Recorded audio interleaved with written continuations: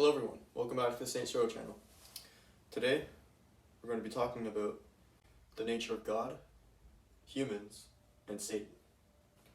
It's going to be pretty interesting, and I'm going to go over some concepts that I'd say are really beneficial and insightful. So, without further ado, let's go right into it. So, we have three things that we need to determine. Is humans, demons, and something that's divine, or godly, so to speak. And we'll start with humans. Humans are something that fall, but get back up. Demons are something that fall and never get up. And now, something divine is something that only goes up and can't fall. With that understanding of humans, demons, and something divine, we can now understand that demons are negative in their nature. And when someone is being influenced by a demon, we can see that human fall. This can be seen when someone falls to a sin, or they commit a sin, because every sin has its comparative demon. For example, the demon of lust. In one of my last videos, I spoke about a way to understand God's nature through the fact that humans are made in God's image. Now, again, like I mentioned in that video, this is not the physical sense. We are animals and have our sinful nature, but mentally, spiritually, and emotionally, we also have part God. That's what makes us special and sets us apart from animals, because we don't submit to our urges. So every way that we are not a wild animal is the godly part of us. For example, the compassion we have, the diligence we have, we're able to be patient.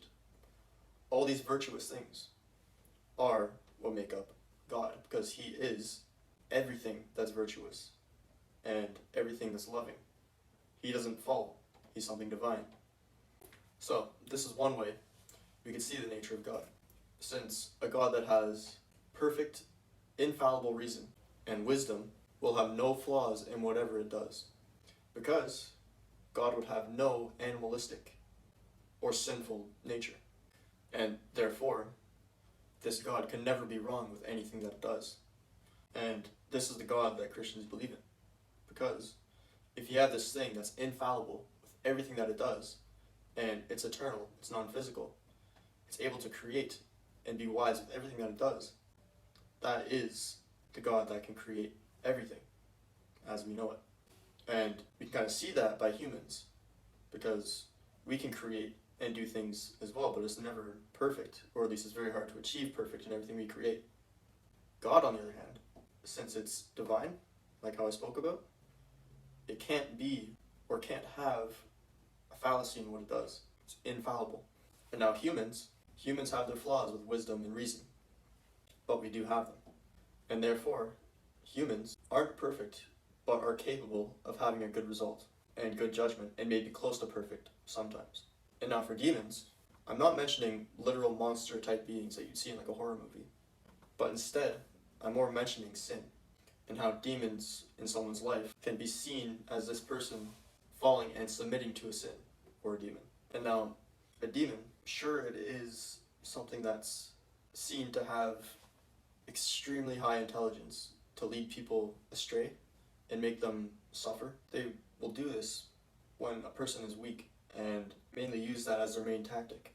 So whenever you feel down or you're weak, you feel like you can't do something, that's when you're not strong, and you're the most susceptible to submitting to a demon or a sin, because that's their main role in this world. Now, demons or demon-influenced people will have no good wisdom or good judgment, and therefore will fall and not succeed in what they want to do or need to do.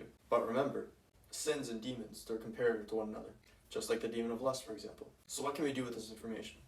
Well, we can go into the story of Job in the Bible, where he was going through the worst of life, and many demons were attacking him, and they were constantly in his life. He made a promise to God. He made the promise to never give up on God.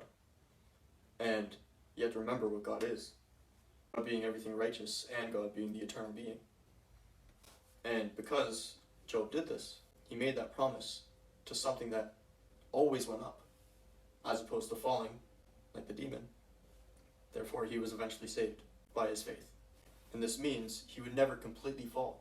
He would never fully submit to the demons that were in his life. And he would always do what is best, and you'll do what you're most able to do in the worst scenarios of life. In a way, you can see this as being faithful to God. Being faithful and turning to the righteous path, no matter the scenario in your life. Since you're being obedient to righteous ways despite the crappy scenario. And remember, persistent obedience and practice of our godly ways, using wisdom, righteousness, and doing what's right, or in other words, the obedience to God, we will overcome any adversity and evil that comes into our life. Always. Now, to say that differently, any demon that's in our life, we can overcome it by the power and prayer to God. Do you understand? Submitting and praying to what God is, and God, the eternal being, God, this infallible creator of the universe, means that we will be saved in any crappy scenario, because it's the way we act after submitting and praying. Because that means we'll always be doing what is right, as opposed to falling to a demon. If you're in an argument with someone, and sure, it's going to be a crappy scenario, you're going to be going back and forth with one another, and you may want to get angry. And obviously, that's a sin. That's a demon that's trying to get at you in that scenario. But because you have the discernment of anger or sin towards righteous, which would be patience, that'd be the virtue, you will know what the right way to act is. Now, I hope that makes sense. And to kind of simplify it, no matter the scenario, ask yourself, what would Jesus do? What would the sinless man do? He's not going to sin, obviously. He's not going to submit to anger or lie or deceive. He's going to do what's right. He's going to be patient with you.